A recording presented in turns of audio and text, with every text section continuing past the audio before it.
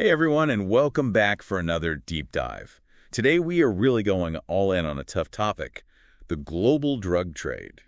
And we've got some pretty amazing material to work with, too. Absolutely, from first-hand accounts of Colombia's civil war to someone who used to distribute meth, we even have the inside scoop on how cartels are basically using huge cargo ships as their own personal drug mules. Like you said, this is going to be a tough one. So to get us started, I want to talk about what we saw in that Journeyman Pictures video. It was really powerful stuff. Oh, yeah, I completely agree. Seeing families just completely torn apart by Colombia's civil war and entire communities living in fear. It was just so sad. Yeah, and what we have to remember is how the drug trade is completely intertwined with that conflict. It's not even just about getting money to buy weapons. It was about power, too. Oh, it's really interesting. Yeah, guerrilla groups and these paramilitary forces would use the drug trade to, control who was in charge of what land. They would punish anyone who, went against them. And it even created a sense of order. So, in a way, they were kind of acting like their own government. Exactly. They used the money from cocaine to pay for social programs. They made their own laws. They even, built a base of support from the people around them. But I bet that support wasn't always, really support. You're totally right. It was often forced because people were just so scared of what would happen if they didn't go along with it. It's a truly awful cycle. It makes you think, how do you even begin to rebuild a society after all of that? It seems like those scars would just be so deep. Yeah, I mean, it's a huge undertaking, for sure. But it all starts with understanding the drug trade's role in all of this. If you don't understand that, it's almost impossible to deal with all the other problems like poverty and inequality because, those were the things that led to the conflict in the first place. So you're saying that it's not just about catching the criminals. It's about taking care of all the other problems that help create them. Exactly. Okay, so let's switch gears a bit here and talk about meth. Okay, sounds good. We are lucky enough to hear from Dr. Adi Jaffe, and let me tell you, this isn't just any doctor, folks. He actually used to distribute meth. Talk about an expert. He's got such a unique perspective. For sure. He really knows all the ins and outs of this world, the whole structure of the business, how they actually make the stuff, everything. It's incredible. So he started out pretty small, but eventually, believe it or not, he was running meth labs in Airbnbs. Wow, no way. Yeah. He described the whole thing, all the makeshift equipment, how they were constantly worried about getting caught, even talked about the smell. Oh, I can only imagine. Yeah, like ammonia so strong it would burn the hairs in your nose. It's pretty scary to think that these labs aren't hidden away somewhere, They're in regular neighborhoods, maybe even right next door. Totally. And one thing that Dr. Duff talked about that really stuck with me was the shift to this P2P meth. Right, I was going to ask you about that. What's so different about P2P meth? Well, from what I understand, it's much cheaper and faster to make. Ah, I see. So there's more of it and it's easier to get. Exactly. Which also makes it way more dangerous because on top of all that, it's way more potent than the other stuff, which means people are getting addicted faster. They're having worse health problems. It's just bad news all around. Oh, wow. That's bad. All right. So moving on, let's talk about heroin. And here we have David McMillan. This guy is amazing. He literally followed the path of heroin from where they grow the poppies in Afghanistan all the way to where it ends up on the streets.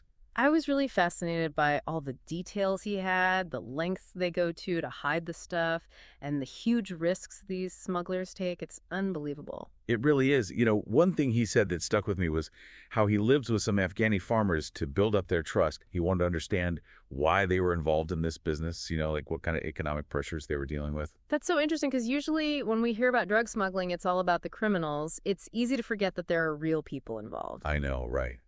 But that's what I like so much about McMillan's perspective. He really brought in the human element. And he made some really good points about how, despite all the effort to stop it, heroin is still getting through. It's like nothing's changed. He actually thinks the only real solution might be legalization. Wow. That's a pretty radical idea, but I can see where he's coming from. Okay, so for our last stop in this part of our deep dive, we're going to talk about cocaine. Okay, I'm ready.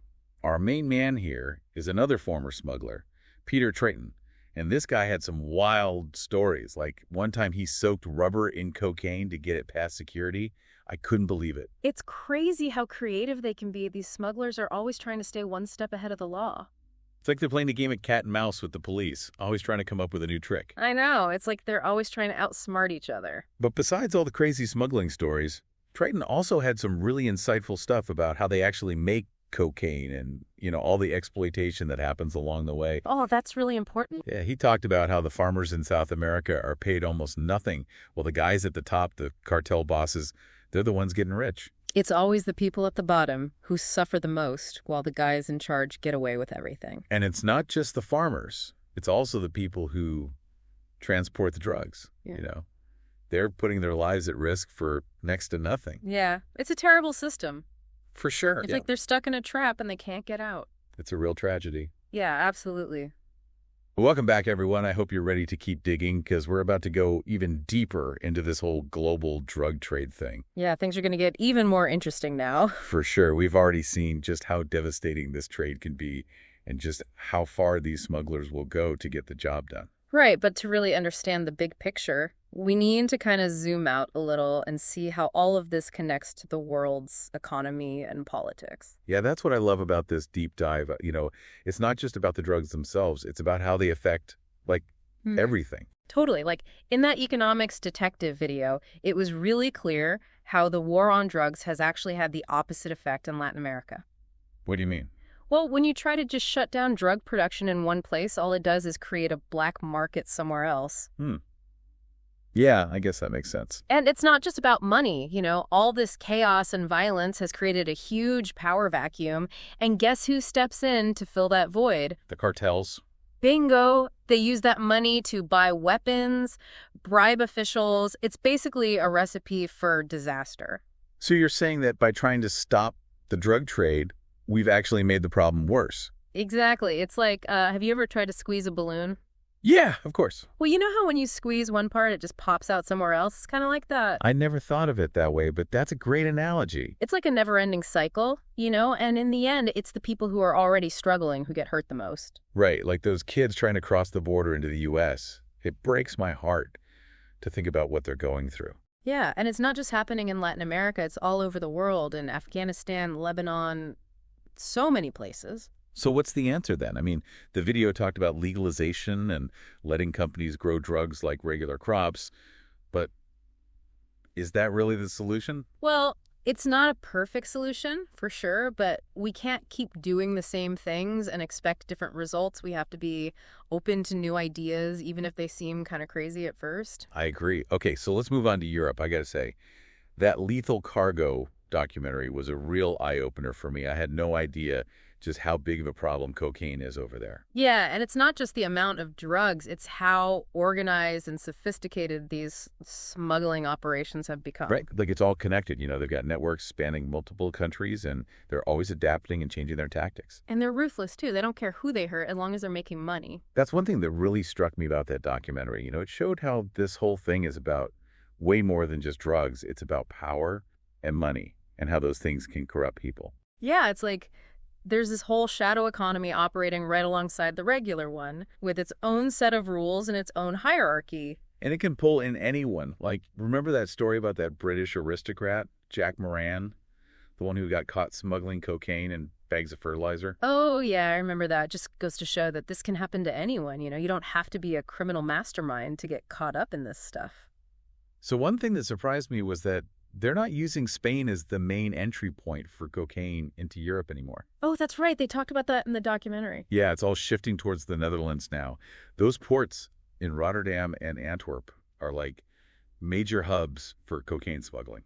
What makes sense? Those ports are designed to move massive amounts of stuff quickly, which, unfortunately, makes them perfect for smuggling, too. Yeah, I never thought about it that way. And they talked about that rip-on, rip-off method, where the smugglers will hide the cocaine in containers without even telling the people who are importing or exporting the goods. It's crazy. Yeah, they're basically hiding in plain sight. Exactly. And how do you even begin to stop something like that? It's impossible to check every single container.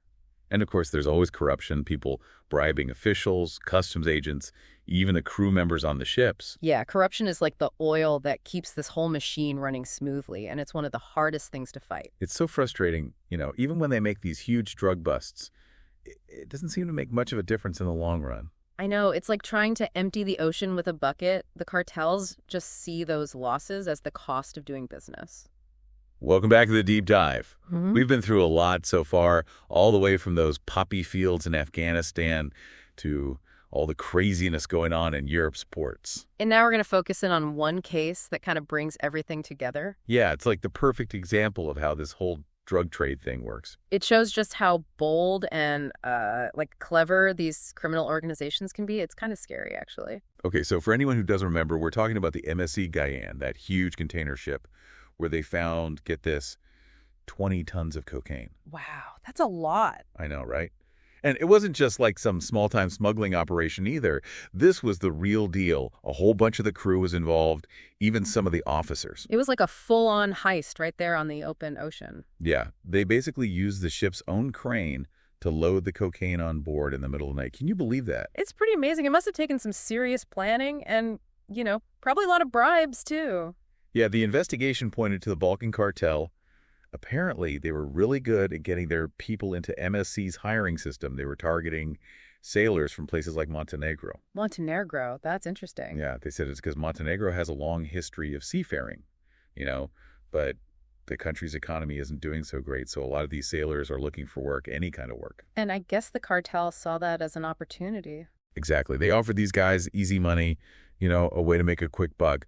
But of course, it's never that simple. No, these sailors end up risking their lives and their freedom for a tiny piece of the pie. Yeah, they're just pawns in this whole game. It's really sad.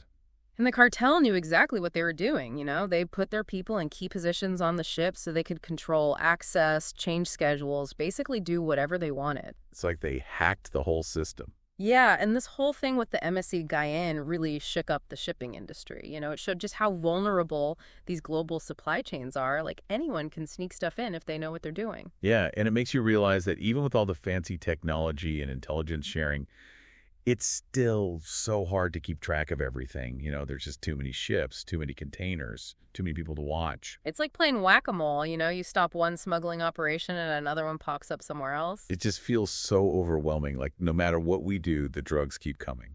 It's a huge challenge for sure, but I think the MSC Guyane case also shows that it's not impossible to fight back. Even these big, powerful organizations can be brought down.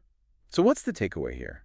Like, after all this, what have we learned? I think the most important thing is that this drug trade affects all of us. It's not just some far-off problem. It's connected to our economies, our societies, even our own personal choices.